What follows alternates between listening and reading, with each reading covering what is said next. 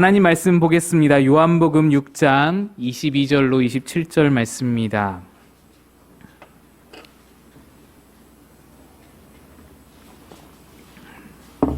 신약 성경 152페이지에 있는 요한복음 6장 22절에서 27절.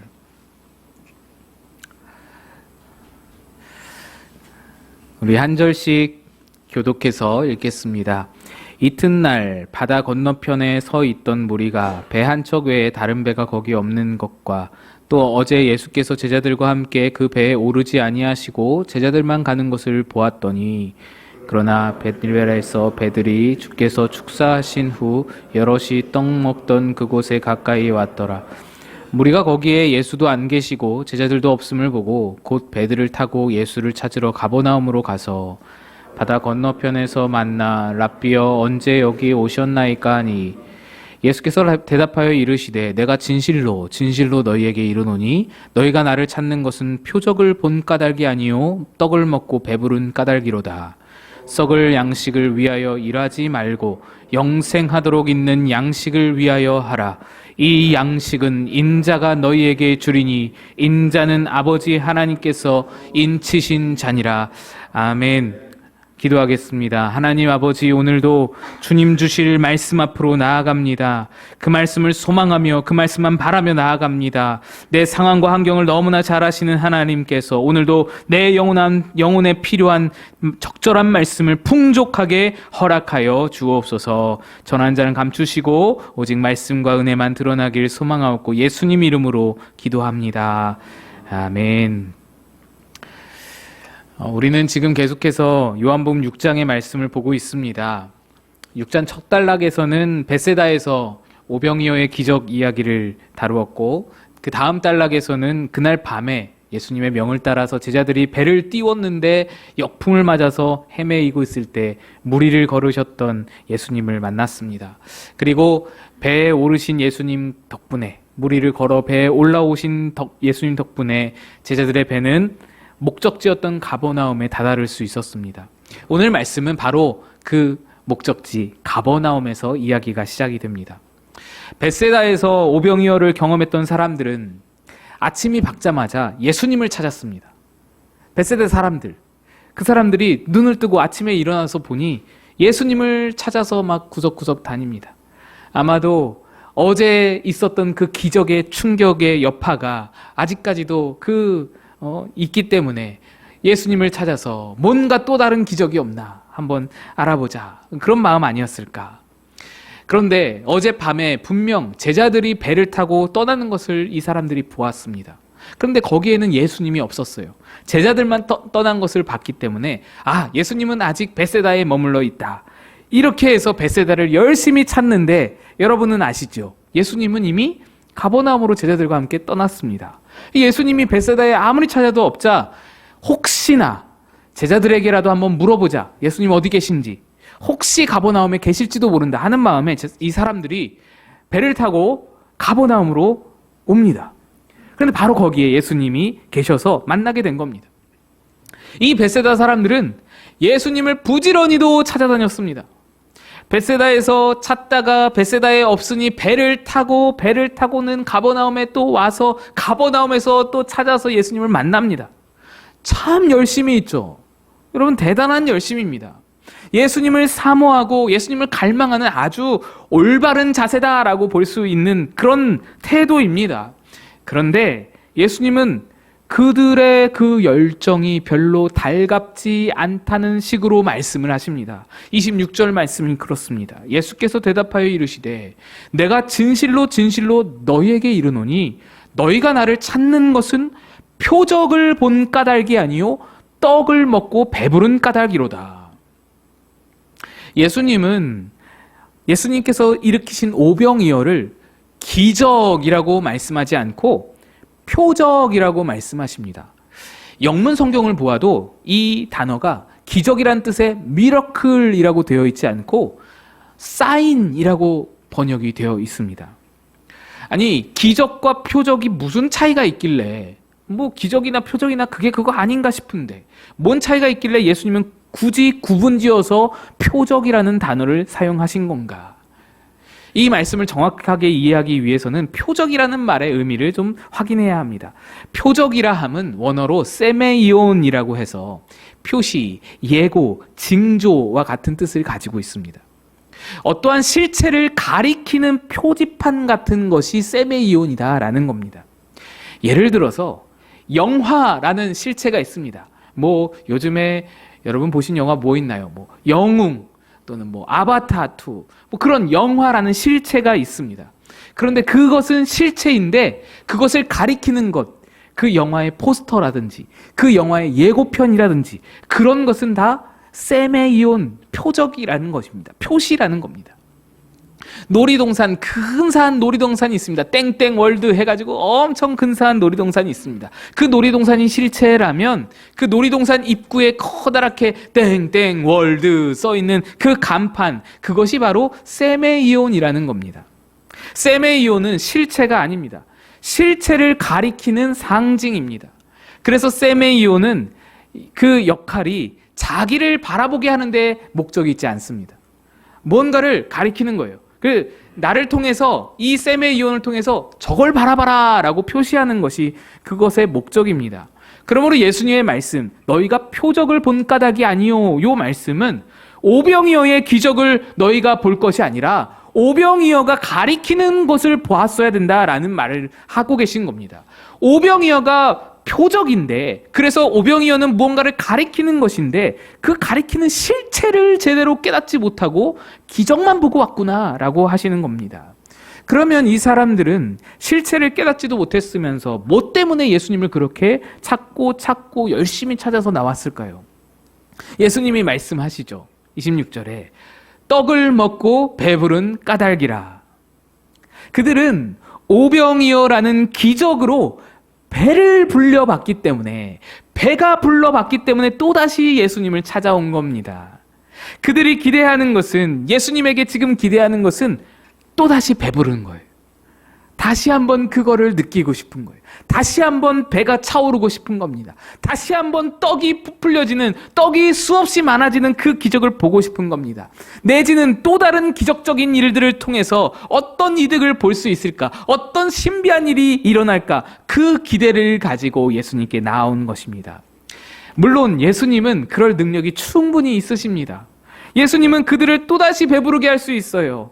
또다시 오병이어 같은 놀라운 역사를 일으킬 수 있습니다. 그러나 그렇게 하시지 않았습니다. 왜냐?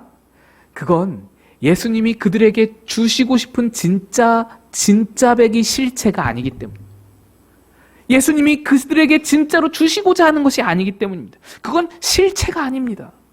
만약 예수님이 그들에게 계속해서 기적적으로 배를 불리시고 또 기적을 일으키시고 아침마다 기적을 새롭게 일으켜 주신다면 그건 마치 영화관에 데리고 가서는 영화관에 그 영화를 보여주지는 않고 계속해서 영화 예고편만 보여주는 것과 같습니다. 예고편만 보다가 집에 돌아오는 것과 똑같습니다. 예고편이면 좀 낫죠. 포스터만 보다가 돌아오는 것일 수도 있습니다. 아이들을 땡땡월드 놀이공원에 딱 데리고 가서는 그 멋들어진 간판 앞에서 그 안에 수많은 그 놀이기구를 다 보지도 않고 들어가 보지도 않고는 입구 그 간판에서 포즈를 취하고 사진을 찍고 그 간판을 감탄하고 그러다가 집에 돌아오는 겁니다. 오병이어의 기적과 의미와 목적이 무엇인가요? 오병이어는 너희가 배고플 때마다 내가 먹을 것을 주겠다 하는 약속이 아닙니다. 그 기적을 통해서 그것이 가리키고 있는 그 기적과는, 떡을 먹고 배부르는 그 기적과는 비교할 수도 없는 너무나 중요한 것을 발견하는 것이 오병이어의 목적이라는 겁니다. 그래서 기적과 표적은 다릅니다. 기적은 놀라운 사건 그 자체만을 말하지만 표적은 그 기적 너머에 있는 것을 바라보라라는 의미입니다. 실체가 따로 있다. 그 실체를 나타내는 것이 표적입니다. 주님은 오병이어와 같은 기적과 그 은혜를 우리들에게도 베풀어 주십니다. 우리 삶에도 우리 인생에도 다 베풀어 주셨습니다. 우리들 삶 속에도 찾아보시면 그런 은혜와 체험의 순간들이 누구나 있습니다. 간절히 기도했더니 응답이 됩니다. 병으로 인해서 고생하다가 기도했더니 기적적으로 병이 고쳐졌습니다. 하나님, 나 이 돈 필요해요. 이만큼 돈이 너무나 필요해요. 간절해요. 너무나 급해요. 해서 그 필요한 돈을 하나님께 구했더니 금액마저도 딱 알맞게 맞춰서 보내주시는 경험도 있습니다. 저도 그런 비슷한 경험이 있었는데, 교육전도사 시절에 궁핍해가지고 쌀이 똑 떨어져가지고 쌀 살 돈이 없어서 그러고 있었는데, 어느 누가 쌀을 우리 집 앞에 보내주셨던 기억이 있습니다. 하나님의 은혜가 오병이어의 기적처럼 우리들에게 이렇게 일어나게 되는 것입니다. 그런데 이상하게도 그런 일들은 매번 반복되어서 일어나지 않습니다. 항상 있는 것은 아닙니다. 그때 그 은혜를, 그 체험을 다시 한번 경험해보고 싶어서 기도하고 매달려보기도 하고 그러지만, 그 감격을 다시 한번 경험해보고 싶은데 아무리 기도해봐도 잘 일어나지 않는 경우가 많습니다. 그러면 하나님은 왜 그때는 주시고 지금은 안 주셨을까요? 왜 그때, 지금 안 주실 거면 그때도 주지 마시지, 왜 그때는 그런 체험과 기적과 응답을 주셨던 것일까요? 그 이유가 뭐냐면, 그 특별한 경험을 통해서 진짜 중요한 영적 실체를 깨닫게 하시려는 목적이었습니다. 그 기적 자체가 목적이 아니라 그 기적 너머의 실체를 우리에게 보이고자 하셨던 것입니다. 그 실체가 무엇입니까? 그 실체는 오병이어로 보이고자 했던 실체와 똑같습니다. 일치합니다. 그 실체가 무엇인지 예수님이 27절에 이렇게 말씀합니다. 27절, 썩을 양식을 위하여 일하지 말고 영생하도록 있는 양식을 위하여 하라. 이 양식은 인자가 너희에게 주리니 인자는 아버지 하나님께서 인치신 자니라. 이것이 오병이어가 가리키는 실체이자 진리였습니다. 여러분은 그 실체가 뭘까 막 궁금해하다가 어쩌면은 이 본문 앞에서 좀 맥이 풀릴 수도 있습니다. 김이 빠질 수도 있습니다. 하지만 여러분, 예수님께서 말씀하시는 말씀입니다. 이것이 진리라는 거예요. 이것이 실체라는 겁니다. 우리는 썩는 양식이 아니라 영생의 양식을 구할 수 있어야 한다는 겁니다. 예수님은 썩을 양식을 위하여서 일하지 말라라고 말씀합니다. 여러분, 배가 고프면 고통스럽죠. 그런데 그 고픔이 지나고 배가 부르고 나면 고통이 없어지고 행복감이 찾아오고 만족감이 찾아옵니다. 마찬가지로 돈이 없으면 궁핍하고 힘들지만 돈을 채워 넣으면 만족스럽습니다. 지위가 낮으면 참 힘들고 어렵지만 높은 지위에 오르면 자랑스럽습니다. 어떤 분야이든지 성공하고 사람들의 칭송을 받고 하면 기분이 좋아지고 행복해지고 만족스럽습니다. 원하는 것을 얻어서 그것으로 내 헛헛한 마음을 채우다 보면 기쁘고 만족스러워집니다. 그래서 세상 모든 사람들은요, 다 그렇게 배부르려고 살아갑니다. 배부르기 위해서, 만족하기 위해서 열심히 삽니다. 왜 그렇게 치열하게 살아갑니까? 다 배부르기 위해서입니다. 그런데 바로 여기에 함정이 있습니다. 그렇게 사람들을 배부르게 한 그 떡, 내가 먹은 그 떡은 몇 시간이 지나면 금방 배설물이 된다는 겁니다. 금방 사라진다는 겁니다. 좋은 차를 사면 당분간은 너무나 기분이 좋죠. 만족감이 임하죠. 그런데 몇 년이 지나고 몇 년이 흐른 뒤에는 다른 차가 또 눈에 들어오는 겁니다. 제 경험을 바탕으로 말씀드리는 겁니다. 그렇게 너무나 좋아 보이던 이 차가 몇 년 만에 배설물이 되어버리는 겁니다. 나를 만족시키지 못하는 겁니다. 세상 모든 것이 이렇다 보니 우리는 금세 다시 배고파집니다. 돈과 지위, 성공과 자와 성취, 또 업적과 명예, 모든 자랑 다 마찬가지입니다. 인간의 마음에는요, 누구에게나 뻥 뚫어진 구멍이 있습니다. 그리로 바람이 슝슝 드나들면은 마음이 헛헛해가지고 견딜 수가 없습니다. 그런 구멍이 누구에게나 다 있습니다. 제각각의 모양으로 다 구멍이 있습니다. 그래서 그 구멍을 좀 메워보려고 이걸 껴맞춰보기도 하고 저걸 맞춰보기도 하고 저걸로 퍼부어보기도 하고 이걸로 쏟아부어보기도 합니다. 그런데 그 어떤 것도 내 마음에 뚫어진 구멍을 딱 들어맞게 가득히 채워줄 것은 아무것도 없는 겁니다. 이거구나. 이거다. 그래, 이걸 찾았어 라고 해가지고 이거면 만족하겠다 싶어서 그걸 딱 채워봤는데 어느새 사라져버리는 겁니다. 이게 내 마음을 채우겠다, 이거야말로 내 마음을 만족시키겠다 해가지고 잡아가지고 나를 딱 채웠는데 어느새 다시 뻥 뚫어져 버리는 겁니다. 그래서 예수님은 그 모든 것을 가리켜 썩을 양식이라고 말씀하시는 겁니다. 썩을 양식이다. 베세다에서 예수님을 그렇게 열심히 찾아왔던 무리들은 썩을 양식을 구하며 주님 앞에 나왔던 겁니다. 왜 그렇습니까? 그들은 오병이어를 표적으로 보지 못하고 그저 놀라운 기적, 나를 배부르게 하는 기적으로 보았기 때문입니다. 기적만 바라보면 양식에, 이 썩을 양식에 집중될 수밖에 없습니다. 그래서 그들에게 예수님은 썩을 양식을 무한대로 증폭시킬 수 있는 그런 기적을 일으키는 사나이, 그 이상도 이하도 아닌 게 된 겁니다. 예수님을 그냥 기적을 일으키는 사나이로 보고 찾아온 겁니다. 그러나 주님은 그들에게 썩을 양식보다 더 크고 놀라운 선물을 주시고자 하셨습니다. 그건 바로 영생의 양식 되시는 예수 그리스도 자신입니다. 생명의 떡 되시는 예수 그리스도 자신을 그들에게 내어주고자 하심입니다. 이 양식은 결코 썩지 않습니다. 다시 배고프지도 않습니다. 다시 외롭지도 않고, 다시 허기지지도 않고, 다시 두렵지도 않고, 절대로 다시 공허함을 느끼지 않게 하는 그런 떡입니다. 양식인 겁니다. 내 마음에 뻥 뚫어진 그 구멍에 어쩜 그렇게 딱 알맞게 들어맞으면서도 내 마음을 가득히 채워주는 것이 바로 예수 그리스도입니다. 사람에게 마음마다 뚫어진 구멍이 제각각인데 어쩜 그렇게 신기하게도 사람의 마음마다 딱 알맞게 예수 그리스도가 정답이 되어주시고 가득 채워주시는 그런 영의 양식이 되는 것입니다. 그래서 그분만으로 참 만족이 임하는 겁니다. 바로 이것이 오병이어의 표적이 가리키는 것이었습니다. 오병이어의 표적은 예수님을 말하고 있습니다. 예수님을 가리키고 있었던 겁니다.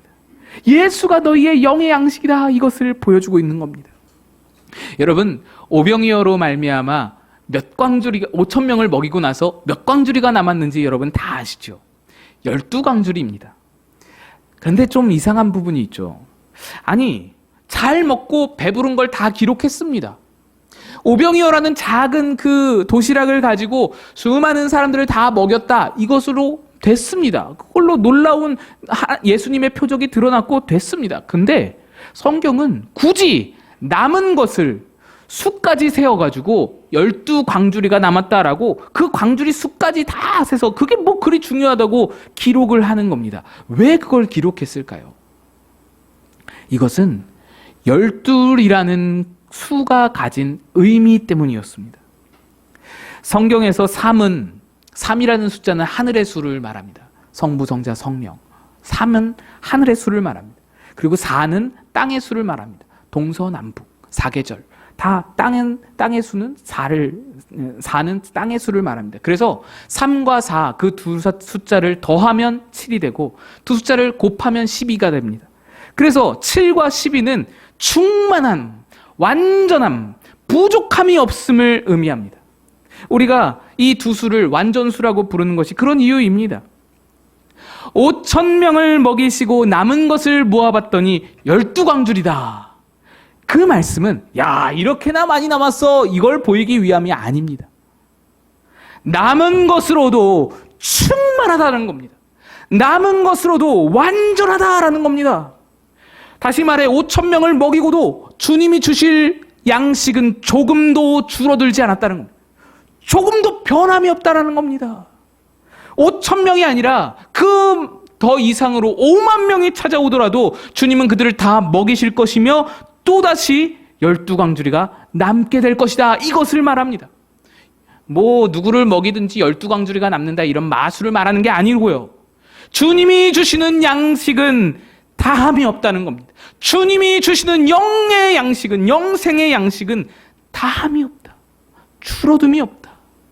그 누구도 다시 배고프거나 다시 목마르거나 다시 모자라거나 다시 공허함이 없을 것이다 라는 것입니다. 마음에 진정한 만족이, 진정한 안식이 임하는 겁니다. 더 이상 다른 것으로 내 공허한 마음에 채워보고자 애쓸 필요가 없어진다는 겁니다. 예수님이 보이신 오병이어는 썩을 양식을 보여주는 기적이 아니라 영생의 양식 되시는 예수님을 가리키는 표적이었던 겁니다. 오병이어뿐 아니라 우리들에게 주신 모든 은혜와 놀라우신 그 은총들도 다 마찬가지입니다. 하나님이 우리 인생에 은혜를 주시는 목적은 그 은혜에 대한 경험으로 이 땅에서 만족하고 이 땅을 잘 누리고 이 땅에서 감사하고 하나님 찬양하고 이 땅에서 그냥 그렇게 잘 살다가 잘 먹고 잘 살다가 끝내는 그것만을 위하지 않습니다, 여러분. 하나님이 이 땅에 사는 여러분에게 은혜를 주신 목적과 이유는 그냥 이 땅 그 자체에만 목적이 있는 것이 아닙니다. 그것을 통해서 영생의 양식을 구하는 데까지 우리를 이끄시기를 원하는 예수 그리스도, 생명의 떡 되신 예수 그리스도를 구하는 데까지 이끄시기를 원하는 마음으로 우리에게 그런 은총들, 은혜들을 이 땅에서 허락하신 것입니다. 하나님이 아무것도 없던 나에게 은혜로 놀라운 재물을 부어주신 일이 있으십니까? 그것은 썩어질 재물 그 자체를 보고 그걸 즐기고 이 땅에서 그걸 가지고 누리고 그러라고 보여주신 기적이 아닙니다. 그 은혜를 통해서 썩지 않고 영원한 보화가 되시는 예수님을 바라보라. 이 땅에서 썩어질 재물보다 훨씬 더 귀하고 값진 저 보화 되신 예수님을 바라보라. 그분을 가장 좋은 보화로 여기고 모시고 마음에 모시고 살아가라. 이런 표적이었던 것입니다. 하나님께서 여러분에게 이 집 저 집 정처 없이 떠들고 살던 그런 여러분에게 좋은 장막을 은혜로 주셨습니까? 그거는 언젠가는 썩어질 장막 가지고 이 땅에서 마음껏 누리고 만족하고 살아라. 그것보다는, 그런 기적보다는 이 땅에서 그런 장막을 주실 수도 있지만 그것보다 훨씬 더 놀라운 하늘의 처소를 나를 위해 예비하고 계시는 예수님, 이 땅의 장막보다 훨씬 더 비교할 수도 없을 정도로 좋은 그 영영한 처소를 나를 위해 준비하고 계신 신랑 되신 예수님을 바라보라고 주신 표적 아니겠습니까? 마고 꿈꾸는 교회를 4년여 전에 이곳에 시작하심도 우리가 기적처럼 여겼던 그 일도, 그 은혜로운 일, 너무나도 놀라우신 하나님의 은혜, 그것도 단순히 그냥 썩어질 이 건물, 썩어질 그냥 이 모든 물건들, 집기들, 이걸 보여주시면서 그걸로 만족하고 그냥 그걸로 즐겨라, 그걸로 그냥 좋아해라, 이러려고 주신 것이 아니죠. 이것을 통해서 예수가 참 성전이시다. 이것을 통해서 예수님이 너의 참된 법의 참된 성전이시다. 이 일을 행하신 진짜 성전이신 그 예수를 바라봐라. 그 예수를 찾으라. 그 예수를 구하라. 그 예수를 마음에 모시고 살아라. 라는 표적이었던 것입니다. 우리에게 주신 모든 은혜는 그래서 생각해보면 기적이 아니라 표적인 겁니다. 썩어질 양식의 그 기적에 감사할 것이 아니라 표적이 가리키는 그 실체를 바라봐야 할 수 있어야 하는 것입니다. 지난주에 제가 소개해드렸던 이민아 목사님, 그 목사님이 무신론자였던 아버지를 회심시켰다고 말씀드렸잖아요. 그 아버지 이어령 박사님이시죠. 이 이민아 목사님은 아버지의 회심 이야기를 듣고는 태어나서 그날만큼 기뻤던 적이 없대요. 얼마나 기뻤겠어요. 여러분, 그냥 똑똑한 사람, 누구 박사학위 받은 사람, 뭐 어디 물리학 박사, 무슨 수학 박사, 철학 박사 이런 사람들 하나 전도하기도 얼마나 힘든지 모릅니다. 많이 배웠으니까요. 그런데 이어령 박사입니다. 최고의 지성이라는 그 사람이 회심한다. 이건 놀라운 일이잖아요. 이민아 목사가 뛸 듯이 기뻐한 겁니다. 아버지의 회심 이야기를 듣고. 이 이어령 박사가 예수님을 영접하게 된 것은 그때 말씀드렸던 대로 딸 이민아 씨가 실명 위기를 겪고 있었을 때였습니다. 그런데 사실 그 전부터 이 이민아 씨의 그 딸의 그 모든 이야기들로부터 조금씩 마음의 벽이 금이 가고 있었음을 고백한 적이 있습니다. 이 이어령 박사가 딸이 갑상선암으로 수술을 받았던 때, 또 둘째 손자가 자폐증이 너무 심해져서 학교에서 막 문제를 일으키고 그런 증상이 일어날 때, 이 지상의 아버지, 내가 육신의 아버지는 아무 도움도 못 주는 거예요. 딸의 갑상선암 수술 가운데 육신의 아버지가 뭘 줄 수 있어요? 아무것도 도와주지를 못하는 거예요. 또 손자의 그 자폐증 증상으로 고생하고 있을 때 아무 도움도 못 되는 거예요, 이 육신의 아버지가. 그런데 놀랍게도 이 육신의 아버지는 아무 도움 못 주는데 그 이상의 사랑과 보살핌으로 내 딸을 보호해 주시고 구해 주시는 하늘의 아버지가 있다는 것을 보는 거예요. 그분은 어떤 분인가? 도대체 내 딸은 저런 큰 어려움 앞에서, 나는 견딜 수도 없을 것 같은 그런 큰 어려움 앞에서 어떻게 평강을 누리는가? 어떻게 그 암이라는 것, 그 아들의 자폐라는 것, 그런 것 통해서 고민하고 힘들 텐데 어떻게 평강을 누리는가? 이 생각이 들면서 처음으로 마음이 좀 열리게 되었답니다. 그러다가 딸에게 갑자기 망막박리라는 실명위기가 찾아온 겁니다. 그 전화를 소식을 듣고는 이어령 박사가 즉시로 미국으로 건너갔습니다. 그때 의사들이, 미국 의사들이죠. 그들이 이 이민아 씨에게 한 말이 실명 확률이 100%에 가깝다라는 말이었습니다. 망막이 찢어졌다는 거예요. 망막이 찢어져서 이 망막이 다시 붙을 리가 없다라는 겁니다. 한 번 찢어진 망막은 붙은 적이 없다는 거예요. 붙을 리가 없다는 거예요. 이어령 박사는 과학 신봉자였습니다. 과학에서, 의학에서 말하기를 빵 퍼센트다라고 하면 그건 빵 퍼센트인 거예요. 그건 있을 리가 없는 거예요. 더 이상 그냥 불가능 겁니다. 가능이 없는 겁니다.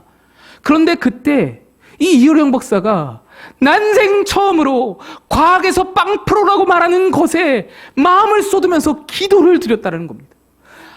처음으로 딸의 손에 이끌려서 교회당에 가서는 그 맨바닥에, 시골 교회, 아주 초라한 교회에 그 맨바닥에 엎드려서는 간절히 기도했다는 거예요. 빵 퍼센트의 그 확률에도 하나님께 바꿔달라고 난생 처음으로 구해봤다라는 겁니다. 그가 한 기도문이 이렇습니다. 하나님이 만드신 이 아름다운 세상을 보는 기적을 당신의 딸 미나에게서 거두지 말아주세요.